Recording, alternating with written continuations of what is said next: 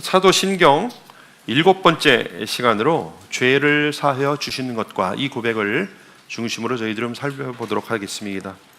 가장 먼저 우리가 사도신경이라고 하는 것은 믿는 사람들의 고백이라는 것을 우리는 먼저 전제로 해야 됩니다. 그리스도인들이 하는 신앙 고백이라는 것이에요. 저희들은 이미 로마서 때 말씀드렸지만 우리는 이미 예수 그리스도로 말미암아 정죄와 죽음이라고 하는 강을 건넜어요. 이미. 그래서 이미 그리스도인들입니다.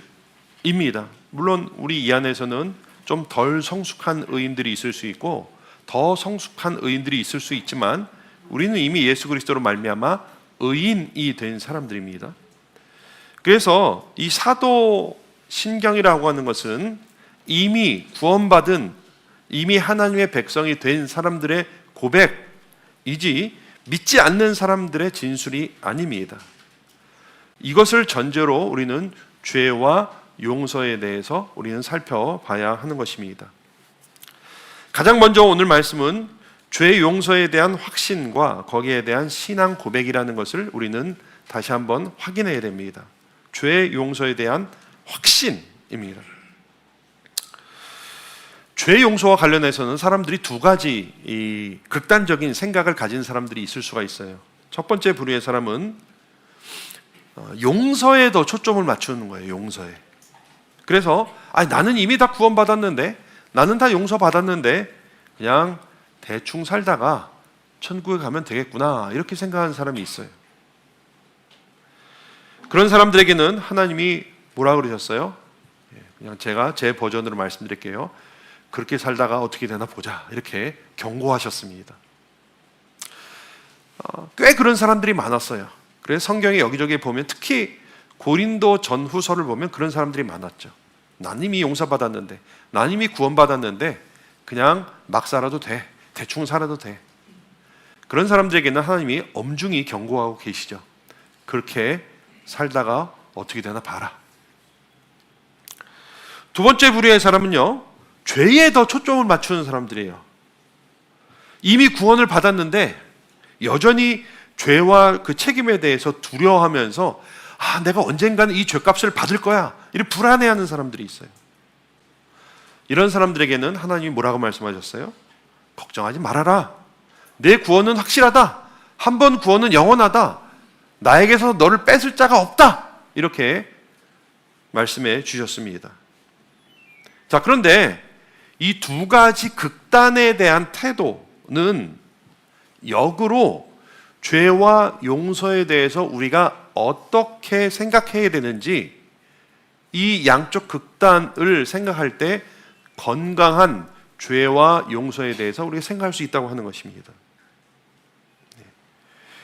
죄사함에 대해서 생각하기 위해서는 우리가 먼저 죄가 무엇인지, 그리고 죄가 얼마나 심각한 것인지에 대해서 생각해야 됩니다. 요한 1서에 보면 죄를 정의하고 있는데 한번 읽어볼까요? 죄를 짓는 자마다 불법을 행하나니 죄는 불법이라. 죄는 불법이다 라는 말이 있어요. 불법이라는 말은요, 우리가 한번 들어보셨을 법한 단어인데요, 헬라어로 아노미아, 이렇게 얘기해요. 아노미 우리가 얘기하죠. 불법이라는 말은 헬라어로 아노미아라고 하는데, 이 노미는 법이고 아는 없다는 말입니다. 그러니까 법이 없이, 무법이라는 얘기예요. 무법. 그러니까 법 없이 사는 게 어떠세요? 법이 없으면 잘 살 것 같으세요? 법이 없고 기준이 없으면 무엇이 법이 되고 무엇이 기준이 됩니까? 내가 기준이 되고 내가 법이 되는 거예요. 저마다 자기 생각하는 대로 자기가 기준이 되어서 자기에게 좋은 것을 행하는데 그 상태가 죄라는 것이에요. 이것이 성경에서 말하는 죄입니다. 자기가 기준이 되고 하나님이 기준이 되고 하나님의 법이 되어야 되는데 저마다 자기 소견에 옳은 대로 행하는 것, 이것을 성경에서 죄라고 말하고 있습니다. 또 성경에서 죄는요, 이제 히브리어로 하타, 헬라어로는 하마르테, 이 발음 비슷해요. 둘 다 이 뜻이 뭐냐면 둘 다 화살이 표적에서 벗어난 것을 의미합니다. 화살이 표적 정중앙을 맞추지 못하거나 다른 곳을 맞히거나 미치지 못하거나 넘어간 것, 이것을 죄라고 말하고 있어요. 히브리어든 헬라어든 공의. 그러니까 성경에서 말하는 죄는 뭐냐? 하나님의 기준에 미치지 못한 것이다, 이렇게 말할 수가 있는 것이. 그러니까요, 적극적으로 내가 악을 행하는 것도 죄지만 소극적으로 선을 행하지 않는 것, 이 모든 것들이 성경에서 말하는 죄예요. 물론 여기서 선과 악의 기준은 누구예요? 하나님이에요. 내가 아니라. 그러므로 하나님의 법을 적극적으로 어기거나 소극적으로 행하지 않는 것, 그 모든 것들이 죄다라고 성경은 말씀하고 있는 것입니다.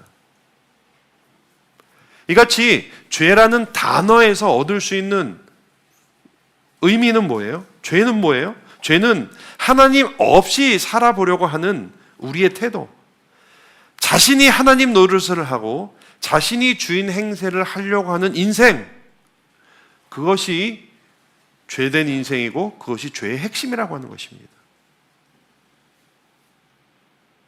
인간은 에덴에서 선악과를 따먹으면서 그렇게 자신이 하나님 노릇을 하기 시작했어요.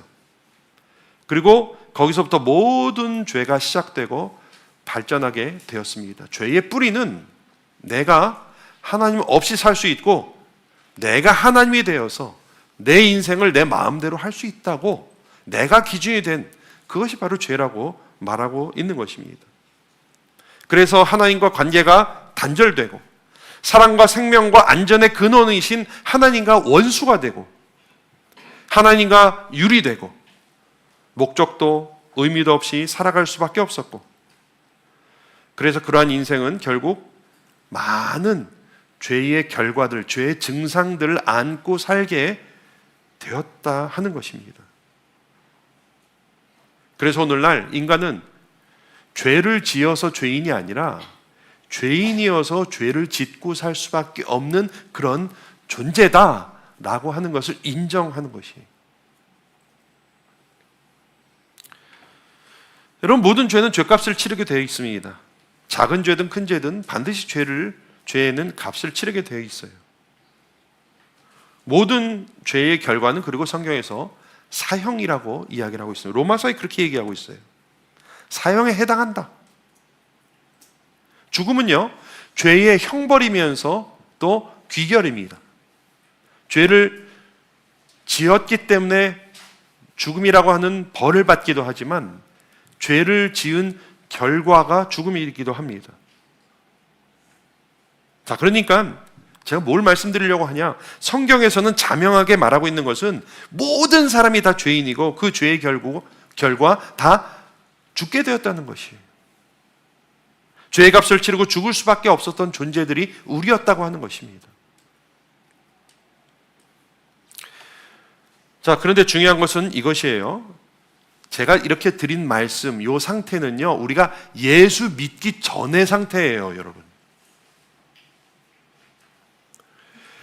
지금 우리가 그렇다는 게 아니에요. 예수 믿기 전에 그랬단 말이에요. 죄사함에 대해서 깊은 감사와 고백이 있으려면 이와 같은 우리가 그리스도인이 되기 전 상태에 대한 정확한, 명확한 파악이 있어야 되고, 그 상황이 얼마나 안타까웠고 얼마나 통렬한 상태였는지를 아는 것, 이것이 중요한 것이에요.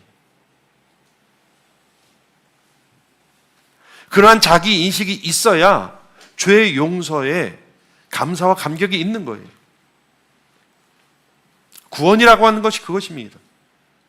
여러분, 이렇게 지나가는데 자전거가 싹 치려고 해서 어이구, 이거 딱 그거를 구원이라고 얘기하지 않죠. 그렇죠?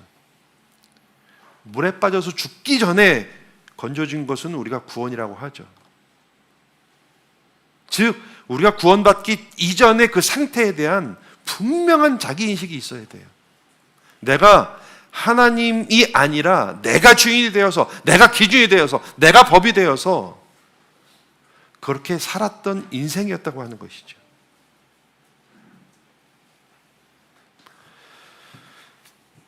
여기에 대한 분명한 인식이 있어야 비로소 죄를 사하여 주시는 것에 대한 우리는 고백을 할 수 있는 것이에요.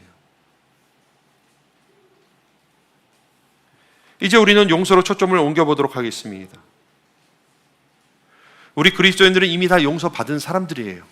이미 죽음과 정죄와 죄값의 그 강을 건넌 사람들이에요. 허물과 죄로 죽었던 우리를 모든 죄값을 예수 그리스도께서 치르심으로 말미암아 십자가에서 다 용서하시고 살려주셨습니다. 그래서 이제는 더 이상 정죄함이 없다, 이렇게 선언합니다. 오늘 읽은 말씀 다시 한번 읽어봅시다. 시작. 그러므로 이제 그리스도 예수 안에 있는 자에게는 결코 정죄함이 없나니 이는 그리스도 예수 안에 있는 생명의 성령의 법이 죄와 사망의 법에서 너를 해방하였습니다. 이렇게 선언해 주셨어요. 강조가 되어 있죠. 결코 없다. 아주 단호하게 말씀하십니다. 이제 우리는 예수 그리스도로 말미암아 더 이상 죄인이 아니라 용서받은 자, 곧 의인이라고 쳐 주셨다고 하는 것입니다, 여러분.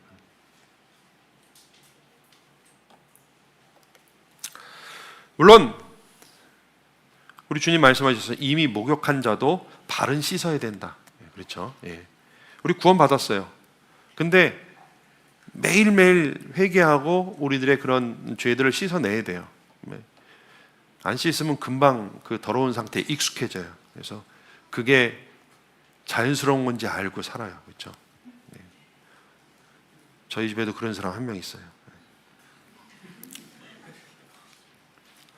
다만 정죄함이 없다, 이 선언은 두 가지를 분명하게 하게 합니다.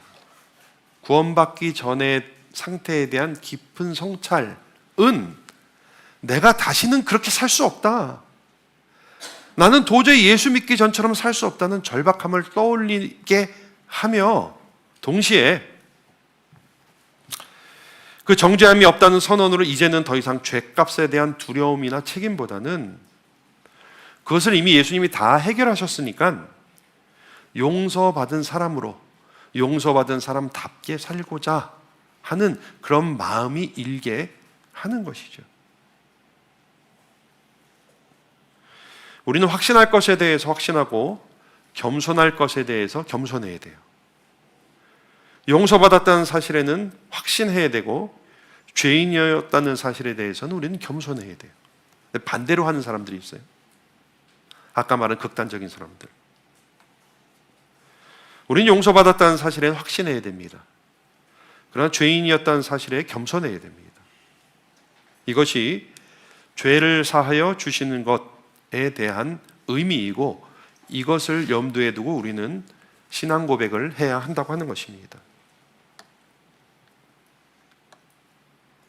자, 그런데 수상한 게 하나 있어요. 수상한 거. 한번 들어보세요. 오늘 죄를 사하여 주시는 것이라는 고백이 거룩한 공회와 성도가 서로 교통하는 것 다음에 나오는 게 저는 좀 수상해요. 여러분, 사실 죄사함은요, 우리 예수님이 죽으신 그 죽으심에 이렇게 이어서 고백하는 게 좀 자연스럽지 않아요? 그러니까 우리 죄를 사하시려고 십자가에 못 박혀 죽으시고 장사한 지 살만하, 이렇게 고백하는 게 조금 어울리지 않아요? 문맥상? 네, 아무 생각 없으세요? 근데 사도신경을 만들 때 죄를 사하여 주시는 것과 이 고백을요, 거룩한 공교와 성도가 서로 교통하는 것과 그 다음에 집어넣었단 말이에요. 왜 그러냐면 죄사함이라고 하는 것은 교회의 아주 중요한 역할, 기능, 권위로 봤기 때문에 그런 것이에요. 그래서 이제 제네바 문답이라고 이제 사도신경을 이렇게 풀이해 놓은, 거기서 칼빈이 이렇게 얘기했어요. 왜 이게 이 뒤에 나오냐? 교회가 그런 권위와 권세를 갖기 때문이다. 이렇게 풀이하고 있습니다. 그러니까 죄를 사하여 주시는 것과 이렇게 우리가 신앙 고백을 할 때는요, 개인적으로 내가 죄 용서에 확신을 갖는다 뿐만이 아니라 교회적인 맥락의 차원에서 우리는 그것을 고백해야 된다고 하는 것이, 개인적인 속죄에 대한 확신이면서 동시에 속죄에 있어서 교회의 역할, 권위, 권세, 기능, 이런 것들을 분명히 알고 고백해야 된다고 하는 것입니다. 우리가 교회의 기원에 대해서 살펴보면서 교회의 시작은 베드로의 고백 위에 교회를 세우시는 예수님, 그것이 교회의 기원이라는 것을 우리가 살펴봤습니다. 기억나세요? 어디 가 계세요? 기억나세요? 네. 근데 그 고백 위에 교회를 세우시면서 하신 중대한 예수님의 말씀이 있어요. 시몬 베드로가 대답하여 이르되 주는 그리스도시요 살아계신 하나님의 아들이다 하니까 예수님 깜짝 놀라가지고 내가 이 고백 위에, 이 반석 위에 교회를 세우겠다 하시면서 뭐라고 말씀하셨냐면, 이 반석 위에 내가 교회를 세울 것인데 음부의 권세가, 사망의 권세가 이기지 못할 것이다. 그리고 내가 천국 열쇠를 내게 주리니 내가 땅에서 무엇이든지 매면 하늘에서도 매일 것이요 내가 땅에서 무엇이든지 풀면 하늘에서도 풀리리라. 이렇게 말씀하셨어요. 이게 무슨 말이에요? 예수님이 세우시는 교회는 음부, 곧 죽음, 지옥으로 가는 문, 죄의 결과인 죽음이 더 이상 힘쓰지 못하게 하겠다. 어디를 통해서요? 교회를 통해서. 그러니까요, 예수님은 처음부터 교회를 세우실 때 교회를 죄를 용서하는 권위를 가진 혹은 사명을 가진 공동체로 세우신 거예요, 여러분. 적지 않은 사람들이 교회를 만만하게 보는데 교회는 이렇게 본래 강력한 권위와 강력한 역할을 가지고 있는 것입니다. 예수님이 교회를 통해서 천국 열쇠를 맡기셨어요. 교회가 열면 열리고 교회가 잠그면 잠그는 거예요, 여러분.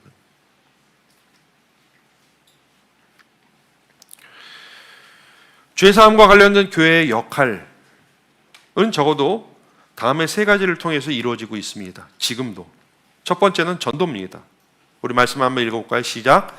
또 그의 이름으로 죄사함을 받게 하는 회개가 예루살렘에서 시작하여 모든 족속에게 전파될 것이 기록되었으니, 교회와 교회를 이루는 성도들의 전도를 통해서 죄사함을 받는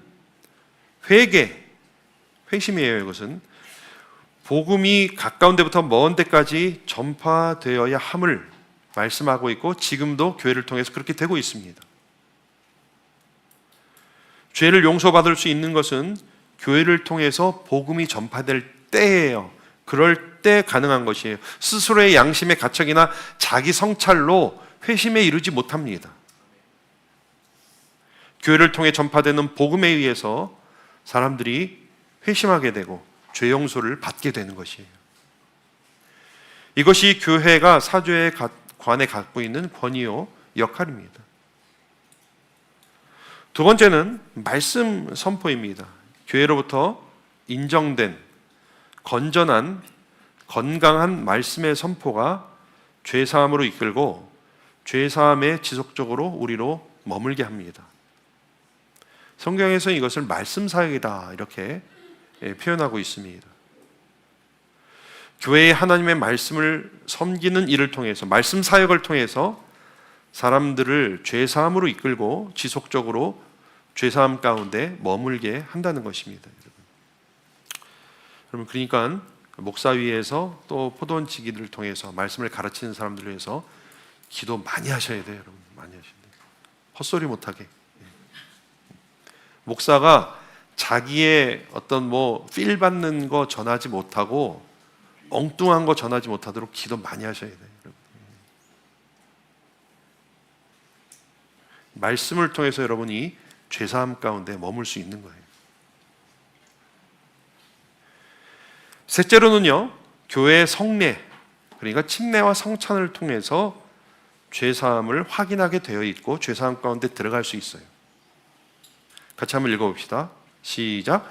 베드로가 이르되 너희가 회개하여 각각 예수 그리스도의 이름으로 세례를 받고 죄사함을 받으라. 그리하면 성령의 선물을 받으리니. 여기서 교회에서 베푸는 침례를 통해서 구원을 받는다고 진술하고 있어요. 지금.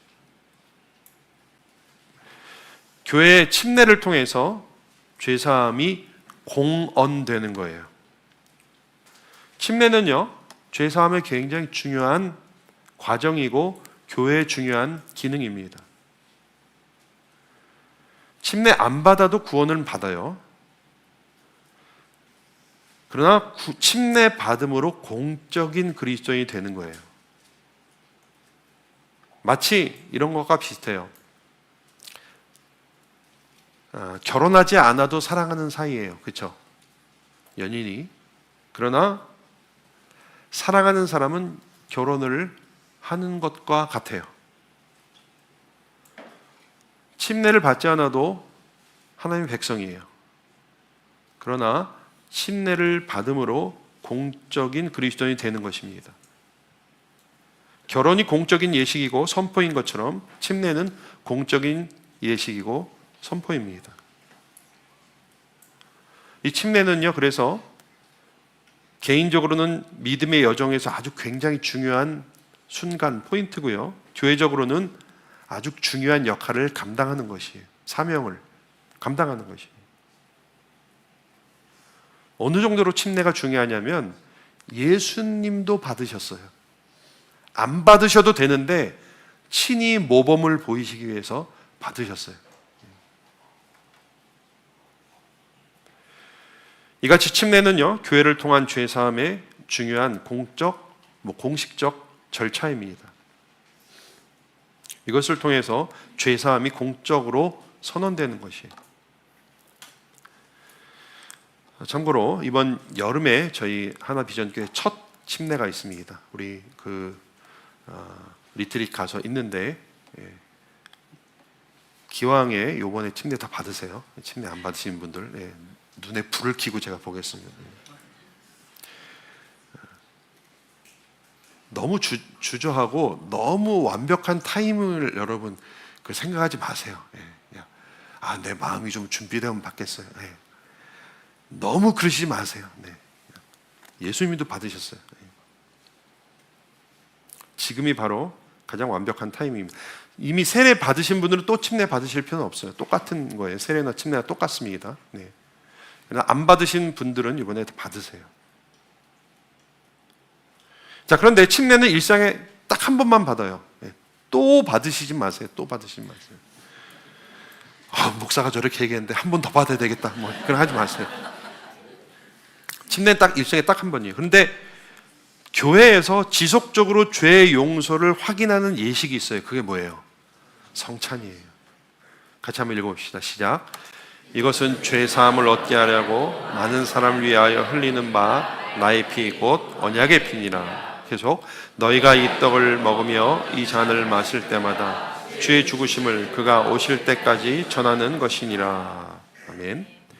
그러니까 성찬은요, 죄 사함을 확인하는 공동체적인 예식이에요. 그리고 주님 다시 오실 때까지 지속적으로 행해야 되는 것입니다. 그러니까 지속적으로 죄 사함을 확인하고 왜 그러냐면요, 내가 죄를 용서받았다고 하는 이것이 시간이 지나면 자꾸 잊어버려지고, 그래서 언제 죄 사함을 받았는지 모르고, 그래서 이전처럼 죄 사함을 받기 이전처럼 자꾸 살려고 하는 것이 우리들의 여전히 남아있는 죄성이기 때문에 이러한 예식을 통해서 다시금 확인하는 것이에요. 그리스도의 그 보배로운 피가 나를 용서하시고 내 죄를 씻으시고 살리셨다라는 것을 지속적으로 확인하는 것이 주님 다시 오실 때까지. 사실 저는 성찬은 자주 할수록 좋다고 생각합니다. 초대교회 때는 모일 때마다 성찬을 했어요. 근데 그런 것 같아요. 이제 너무 자주 하면 또 너무 가볍게 여기는 수가 있더라고요. 그래서 적당히 하려고 합니다만은 성찬은 교회를 통한 죄 사함을 확인하는 아주 굉장히 중요한 예식입니다. 자, 그러니까 죄 사함이라고 하는 것은 교회의 아주 중요한 역할과 기능이고, 복음 전파와 말씀 선포와 특별히 침례와 성찬을 통해서 죄 사함이 실제로 그 가운데 일어나고 또 죄 사함 가운데 머물게 된다는 사실을 강조하는 것이며, 그것을 고백하는 것이 사도 신경이에요. 이와 같이 죄 사함에 있어서 교회는 중대한 역할과 권위를 갖는 것입니다. 그래서 교회에 대한 고백에 의해서 죄 사함이 나오는 거예요.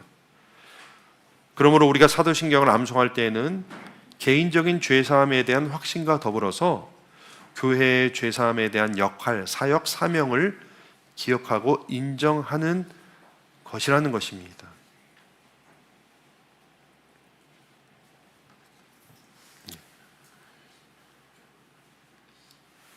조금 더운가요? 네. 약간 주무시는 분들이 약간. 네. 마지막으로 그러면 죄를 사하여 주시는 것을 고백하는 우리는 어떻게 살아야 되느냐, 적용을 한번 해보려고 합니다. 우리는 계속되는 용서의 스토리와 용서의 히스토리를 어떻게 써 나가야 할까요? 성경의 명령과 원리는 아주 명확합니다.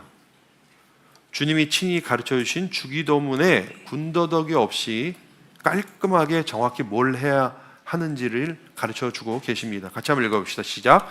우리가 우리에게 죄 지은 자를 사하여 준 것 같이 우리 죄를 사하여 주옵시고. 물론 하나님이 우리를 용서한 것과 우리가 용서하는 것은 조금 달라요. 그러나 분명한 것은 조건처럼 얘기하고 있어요. 지금 우리가 우리에게 죄 지은 자를 사하여 준 것, 그래야 우리 죄를 사하여 준다는 것처럼까지 말씀하고 있어요. 용서해야 된다는 거죠. 우리가 그것이 하나님의 용서의 스토리와 히스토리를 계속 써 나가는 것이라 하는 것입니다.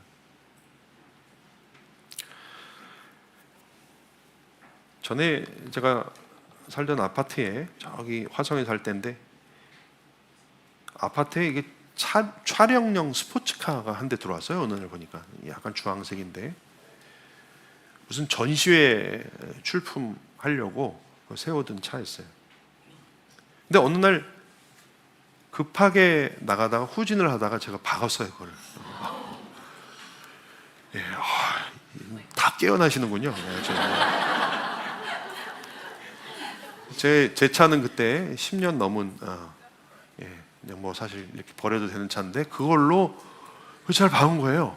며칠 전부터 거의 되게 신경 쓰였는데, 급하게 나가면서 아이를 픽업하면서 너무 난감했어요. 다행히 큰 사고는 아니었어요. 큰 사고는 아니었고 범퍼가 조금 이렇게 찌그러져서, 근데 나왔는데 주인이 엄청 짜증을 내는 거예요. 이거 몇 억짜리인 줄 알아요. 10억도 넘는 차인데 이거 뭐, 막 화를 내면서, 이거 며칠 후에 내가 그 무슨 전시회에 나갈 건데 이렇게 만들었다는 거예요. 와, 뭐 하늘이 그날 오늘처럼 날씨가 밝았는데 막 깜깜하고, 와 이거 어떡하냐, 뭐 할 수 없이 이제 보험 회사를 불렀는데, 정말 다행인 게 이 사람이 현금 얼마를 주면 자기가 끝내겠다 이렇게 했어요. 근데 보험 처리가 됐어요. 여러분 외제차 보험 꼭 드세요. 근데 이제 생각해보세요. 제가 만약에 그 차를 박살냈다, 뭐 어떨까요? 뭐 변상도 안 되죠. 보험 처리도 안 돼요. 그거는 뭐 보험 처리가 뭐 얼마 이상 안 되잖아요. 만약에 박살냈다, 지금도 생각하면 여기 끔찍해요. 박살냈다, 야 이거 물어주지도 못하고, 야 이거 뭐 여러분 못 보는 거죠. 들어가야 되니까. 근데 말이에요. 근데 정말 그 차 주인이 사람이 좋은 사람이라 내가 싹싹 빌고, 이거 도저히 못 갚습니다. 우리 전세 빼도 이게 안 돼요. 이게. 근데 차 주인이 정말 자비로운 사람이라, 없었던 일로 해줄게요. 어떨 것 같으세요, 여러분? 10억짜리 차인데 그래서 감사하고 또 감사하고 절하고 돌아오면서 이제 차를 대는데 마침 주차장에서 옆차에서 아이가 나오면서 문을 확 열었어요. 그래서 제 차를 문콕을 확 했어요. 근데 내려서 보니까 생각보다 깊이 패였어. 어떻게 하실 것 같아요, 여러분? 어떻게 하셔야 될 것 같아요? 네. 아니, 답이 선뜻 안 나와? 왜? 거기서 그 물어달라 그래야 돼요? 어떻게 해야 돼요? 방금 내가 10억 탕감 받고 왔는데 이거 뭉콕한 거 지금 이거 물어내라 그래야 돼요? 어떻게 해야 돼요? 야, 이 뭐해 하면이 뭐해? 자, 더 여러분 어렵게 만들어 볼게요. 다음날 그 애가 또 박았어. 또 이렇게 뭉콕했어. 그럼 어떻게 뭐라 그러실 거예요? 예? 다음날 또 그랬어. 그럼 어떨 것 같으세요? 근데 옆에 계속 대면서 이렇게 하면, 아니 물론 이거는 여러분 그 제 차 팔아도 500만 원 안 되는 거예요. 그냥 폐차해도 상관없는 건데 10억 지금 탕감 받았는데 500만 원짜리 차 가지고 그렇게 해야 되는 거, 이게 바로 우리의 인간의 죄예요. 죄성. 예수님이 마태복음 18장에 똑같이 말씀하셨어요. 예? 1만 달란트 빚진, 여러분 1만 달란트가 요즘 말하면 얼마인 줄 아세요? 30조예요. 60조로 환산, 하루 품삯으로 10만 원으로 계산하면 60조예요. 60조 탕감 받았어요, 방금. 근데 딱 나와보니까 지금 500만 원, 1000만 원 빚진, 그것도 친구가 있었단 말이에요. 친구가 있었는데 이 사람이 어떻게 행동하는지 알아요? 목을 잡았다고 나왔어요. 목을 쥐흔들면서 너 빨리 안 갚아? 500만 원, 1000만 원?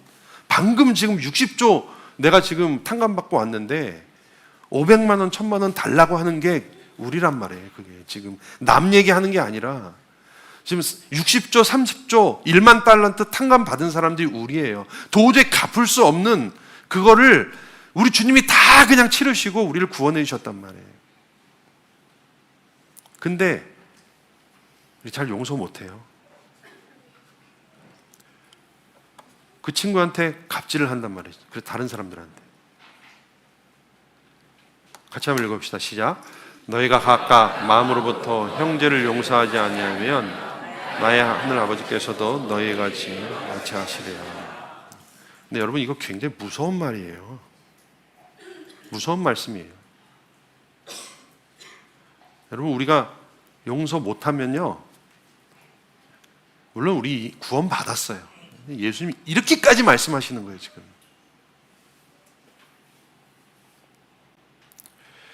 우리가요 죄를 사하여 주시는 것을 믿는 것은 곧 나도 다른 사람을 용서해 주겠다는 고백인 거예요, 여러분. 그렇게 해야 돼요. 현대 심리학에서는요, 용서를 다룰 때 주로 심리적인 어떤 보상 차원에서 얘기를 해요. 그런 책들 굉장히 많아요. 저도 용서에 대해서 관심이 많아서 많이 읽어본, 주로 심리적인 보상, 그리고 뭐 용서는 결국 용서하는 사람을 위한 것이다, 뭐 이런 식의 자기 중심적인 관점으로 이야기를 합니다. 혹 정신승리 비슷하게 얘기를 해요. 그러나 성경은 내 맘 편하라고 용서하라고 얘기하지 않아요. 용서하면 너희들 마음이 편해질 것이다, 이래서 용서하라고 하지 않아요. 우리가 용서받았기 때문에 용서해야 된다고 말하고 있고, 교회는 바로 그 용서의 복음을 전해야 된다고 말씀하고 있는 것입니다.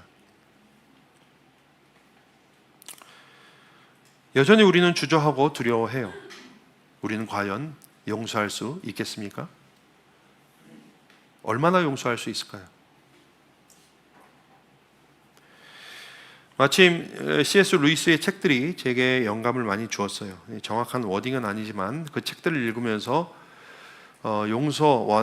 주님 원하시는 용서까지 갈 수 있는 단계들을 좀 살펴봤어요. 전에 이제 한번 말씀을 드렸는데 제가 약간 이렇게 수정을 했어요. 이게 좀 바꿨어요. 한번 들어보세요. 제가 생각하는 온전한 용서의 첫 걸음은 작은 용서, 쉬운 용서부터 해라 이것입니다. 상대방의 작은 말실수, 짜증나게 하는 행동들, 난데없이 끼어드는 차, 함부로 대하는 사람들, 일상의 이런 작은 쉬운 용서부터 하는 것이 첫 걸음이 될 것 같아요. C.S. 루이스는 이제 용서에 대해서 얘기한 게 아니라 사랑에 대해서 얘기하면서 내가 사랑할 수 있는 사람부터 사랑해라 이렇게 얘기를 하고 있어요. 용기를 내서 우리는 작은 용서부터, 쉬운 용서부터 해야 돼요. 2단계는 자기 자신을 돌아보는 거예요. 스스로에 대해서 볼 줄 아는 용기. 용서란 스스로를 돌아보며 스스로를 올바로 평가할 때 시작될 수 있는 것 같아요. 그래야 자신이 용서받았다는 사실과 더불어 내가 용서받을 만한 자격이 없었다는 것, 이 사실을 끊임없이 확인할 때에 용서를 향해 갈 수 있는 것 같아요. 나는 그 정도로 악하진 않지 않았어? 이렇게 얘기하는 것은 아직 은혜가 뭔지 모르는 것입니다. 내가 얼마나 큰 용서를 받았는지 그것을 자각하는 것, 이것이 용서의 두 번째 발걸음이 아닌가 생각해 봅니다. 세 번째는요, 용서했다 치고 행동하는 거죠. 용서했다 치고. C.S. 루이스는 사랑한다 치고, 저는 용서로 바꿔봤는데 용서할 수 없는 사람한테도 용서했다 치고 행동하는 것. 성경에서 말하는 용서는요, 감정적이지 않아요. 의지적이에요. 그래서 용서했다 치고 행동하는 것, 이것은 용서의 큰 진전입니다. 이것을 위선이라고 생각할 필요는 없어요. 잘 믿어지지 않는데 아멘 하는 것은 믿겠다고 하는 나의 의지죠. 용서되지 않는데 용서했다 치고 행동하는 것은 위선이 아닙니다. 내 의지의 발현입니다. 용서했다 치고 행동해 보세요. 어떤 일이 일어나는지. 그 다음 4단계는요, 보복하겠다는 마음을 접는 것 같아요. 안갚음하고 싶은 마음을 의지적으로라도 내려놓고 나도 상대방도 용서받아야 하는 존재임을 인정하는 것. 그리고 마지막 단계, 이게 이어지는 건데요, 하나님께 맡기는 단계입니다. 처분을. 나에게 해를 가한 사람의 처분을 내가 복수하지 않고, 내가 안갚음하지 않고 하나님께 맡기는 단계가 있는 것 같아요. 우리 같이 한번 읽어볼까요? 시작. 내 사랑하는 자들아, 너희가 친히 원수를 갚지 말고 하나님의 진노하심에 맡기라. 기록되었을 때 원수 갚는 것이 내게 있으니 내가 갚으리라 고 주께서 말씀하시느니라.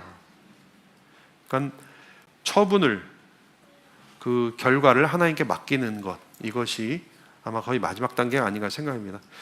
한 가지 조금 제가 말씀드리고자 하는 것은, 용서라고 하는 것은 마음이 완전히 풀리고 상대방과 화해를 하는 것까지 포함하지 않아도 되는 것 같아요. 얼마 전에 제가 소개해드린 어떤 용서에 대한 인문학적인 접근, 이 이브 게러드라는 사람이 쓴 건데, 용서란 무엇인가라는 책이 있어요. 읽다가 3번 떨어뜨린 책, 졸려서. 네. 근데 거기서 말하는 게 이거예요. 그 사람은 이제 크리스찬 아니에요. 이제 그 인문학적으로 접근했는데, 화해나 감정적으로 해소되는 것을 반드시 용서와 연결할 필요는 없다, 이런 얘기를 해요. 저는 그냥 인사이트를 맞다 틀리다를 떠나서 좋은 인사이트를 받았어요. 우리는 용서를 완전한 감정의 해소, 완전한 관계의 회복과 동일시하기 때문에 용서가 너무 힘들어요. 물론 그런 좋은 결과를 맞이하면 좋겠지만 용서는 그렇게 조건적이지 않습니다. 다만 성경에서 말하는 용서의 백미는 내가 용서받고 구원받았으니 안갚음하고자 하는 마음을 접고 처분을 하나님께 맡기는 것, 이것이 성경에서 말하는 용서입니다. 다시 한번 말씀드리지만 이것은 학적인 근거는 없어요. 네. 어디 가서 우리 목사님 이거 5단계래 뭐 이게 마지막 이게 지난번에 말씀드렸던 이 단계가 좀 바뀌기도 했어요, 제가. 다만 죄사함을 받은 우리 그리스도인들이 어떻게 용서를 이어가고 실천할 것인가에 대해서 고민하면서 좀 만들어 본 거예요. 핵심은 이것이죠. 주께서 우리를 용서하셨듯이 우리도 용서하는 것이 마땅하다는 것이에요. 주께서 우리를 용서하셨고 교회에 그것을 사명으로 맡기셨다면 우리는 용서하는 것을 주저하지 말아야 한다고 하는 것이죠. 몸부림쳐야 되는 것이에요. 그래서 용서의 스토리를, 그리고 용서의 히스토리를 계속 써 나가야 한다는 것입니다. 죄를 사하여 주시는 것에 대한 신앙 고백은 죄사함을 받은 것에 대한 확신과 더불어서 교회의 죄사함의 권위와 역할을 인정하는 것이고, 우리의 용서로 계속되는 용서의 스토리, 히스토리를 써 나가야 한다는 것에 대한 총체적인 고백이라는 것을 우리가 살펴봤습니다. 우리 사도신경을 암송하실 때마다 이것을 기억하시길 바랍니다. 모쪼록 용서받은 사람으로, 용서하는 사람으로 날마다 감사와 감동으로 살아가시는 저 여러분들 되시길 주님의 이름으로 축원합니다. 기도드리겠습니다. 하나님, 그토록 한없는 은혜, 갚을 수 없는 은혜로 우리를 용서하시고 구원해 주셨는데, 또 우리 교회에 그런 사명을 맡기셨는데, 우리도 용서함을 받은 사람처럼 용서하며 살아가는 저희들 될 수 있도록 인도하여 주시옵소서. 그래서 우리의 삶이 그 하나님의 놀라운 용서의 스토리와 히스토리의 한 부분을 담당하는 놀라운 축복을 경험하는 저희들 되게 하여 주시옵소서. 예수님의 이름으로 기도드리옵나이다. 아멘.